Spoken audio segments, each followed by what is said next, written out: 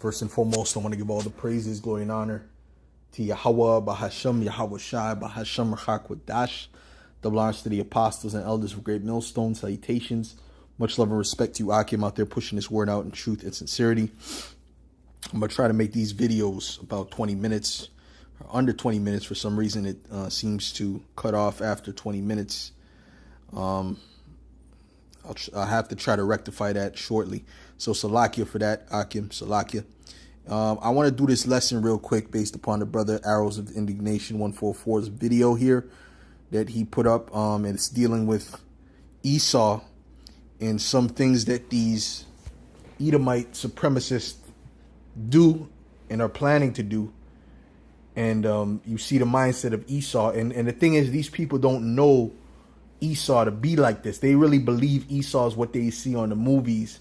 A lot of the people, you know, some people are starting to see Esau for what he is, but a lot of people think Esau is, you know, Clark Kent, is, you know, Indiana Jones, is these benevolent characters he plays, excuse me, on the TV. Salakia. Which that's only characters. Those are only characters. That's not his true personality. He's really a villain at heart. The Edomites are really villains at heart.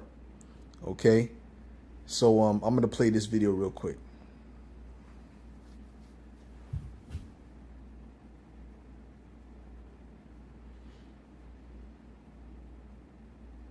Because the governor at that time was a Democrat that was running pretty tough on gun control. So they knew that, like, militia, Second Amendment, 3%er people would be there. They knew there'd be protesters and probably cops, and their idea was, hey, if we can pop a couple of shots, maybe nobody knows who's coming from, and everybody just starts shooting each other. Maybe that's the beginning of the Boogaloo, D-Day.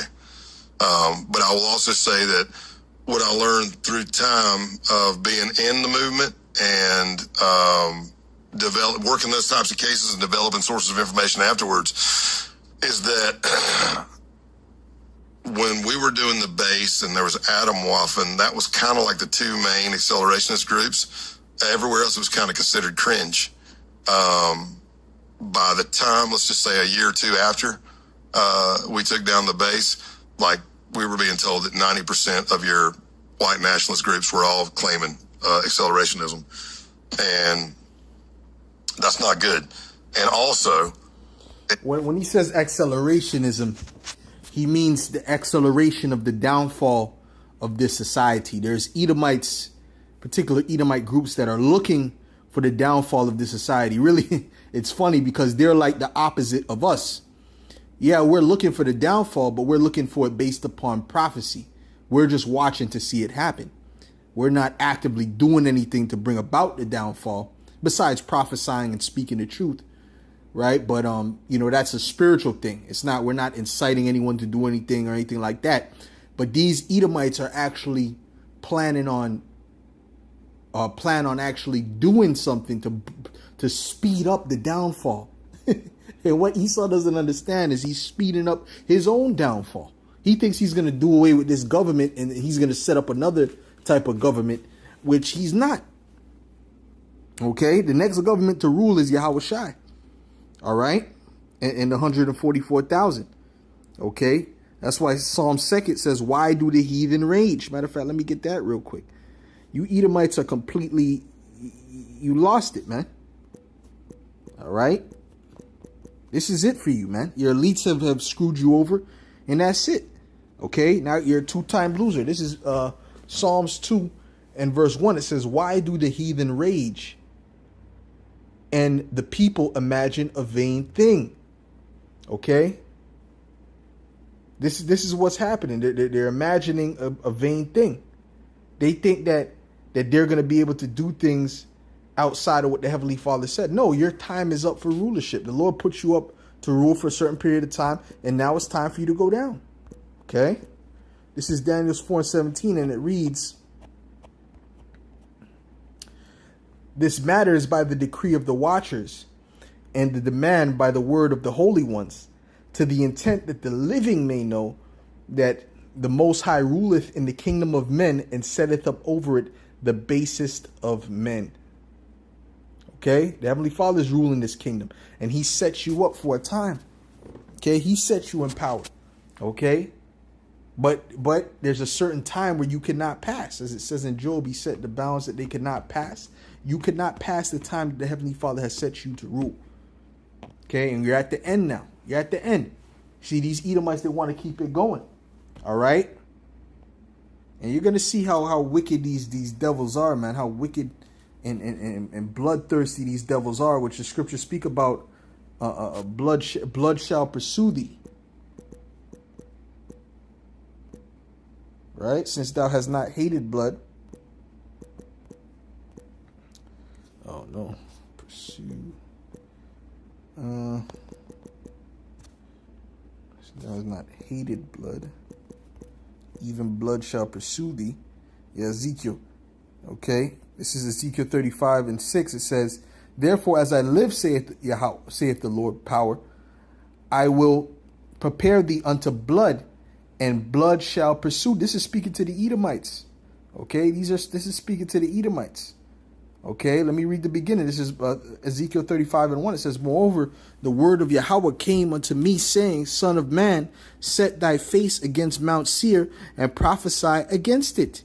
So this is a prophecy against the Edomites, all right? You so-called white people, the majority of you are Edomites. These white supremacists, they're Edomites. Okay, it says, therefore, as I live, saith the Lord power, I will prepare thee unto blood, and blood shall pursue thee. Since thou hast not hated blood, even blood shall pursue thee. Thus will I make Mount Seir most desolate. That's dealing with America. America is going to be desolate, and cut off from it him that passeth out, and him that returneth. So America's finished. The hub of the Edomite nation is finished. That's about to be destroyed. Okay, in World War III. It's all prophecy. There's nothing you can do to turn over prophecy. Salakia, I was looking to put this back. Okay, there we go. Let's go. In most accelerationist groups that I was aware of, if you scratch the surface enough, whether they say they're pagan or the Christian identity, most of the ones I interview were pagan, but that's not to say that they're pagans for real. Just like white supremacists take the Bible to come up with the stories for Christian identity, which is not Christian, it's not Christ following, it's called Christian identity. It was totally white supremacist. They were doing that with paganism. So yeah, just like in the military, right? You have Jakes, they'll keep their beard and they'll say it's for religious purposes, whether they say they're Muslims or Hebrew Israelites or whatever they may call themselves in the military. They have religious exemption to keep the beard on their face, right? And you have Edomites that keep the beards on their face, and their religious exemption most of the time is they call themselves pagans. Okay, and the pagans are basically they're witches. At the end of the day, they're witches and warlocks. That's what it is, and it's similar to what you see the Vikings, how they portray the Vikings in the movies. That's pretty much what paganism is, you know, with their shamans and whatever the case may be. Which that's not how the original Vikings acted, nor was that how the original Vikings looked. The original Vikings were so-called black people. That's how the Vikings looked. They didn't behave like that. How you see them in the movie. The Elder Malcolm brought that out. And, that was spiritual when he brought that out, That Esau's mixing his culture with the true Viking culture. So, ultimately, or the wild man culture, But that's what they mean when they say pagans. It's that type of culture. Okay, that type of thing is that witchcraft that you see in the Viking movies and so on and so forth. When they say pagans. So a lot of those people, they're really Edomite supremacists. He said they're Edomite supremacists, and a lot of these Edomite Christians are Edomites or so-called white supremacists, man. We told you, man, and that includes vocab, even though he may not come out outright and say it, but he's part of that same system. That's why he wants to bring us back to the plantation, man. Good friends who are pagans, peaceful, spiritual people, and what the white supremacy movement was doing with that. Kind of like Hitler, he was looking at Norse mythology and stuff like that as well. Yes, they're taking it and twisting it to their own ideology. But what we found is if you scratch enough in a lot of these groups, there's usually a member of Order of Nine Angles, or there's some other groups out there now, and those are heavily satanic white supremacy groups. And when you look at Order of Nine Angles and others of that nature, they are big, at least they're proponents of. And if you get into their chat rooms, you're going to see some horrific stuff because they're big on sexual abuse, rape, and pedophilia. Oh, yeah. Like big on it, like how? Or why? That's the big on it because it's the nature of the Edomites. The Edomites are wicked by nature. They're tapping into their original spirit. And you're going to see when all hell breaks loose, you're going to see these Edomites. They're going to be the most vicious of all the people when you see them. And people are going to be trying to get away from this man. Okay? People are going to try to get away from this guy. Because when they see the Edomites, man, they're going to know, man, is this guy going to eat me? Is this guy going to, women are going to say, is this guy going to grape me and grape my son? And because the Edomites' true nature is getting ready to come out. I like advocating for it. How do you? But what's the justification there? I didn't. Fortunately and unfortunately, I didn't get to infiltrate one of those groups. But yeah, I mean, this is coming out more now. It's just satanic stuff, man. You know. So if I'm painting it into the siege culture, which is that accelerationist view, probably when the boogaloo happens, they're saying they're just gonna rape kids and women all they want. Because people in the base said that. They were like, hey, because I told them, I'm like, hey, I ask, hey, I see we're always talking about this. We're going to get our own ethno-state. We're neo-Nazis. Yeah, bam, bam, bam, bam. I haven't heard you guys talking about getting our own compound or getting our own ethno-state.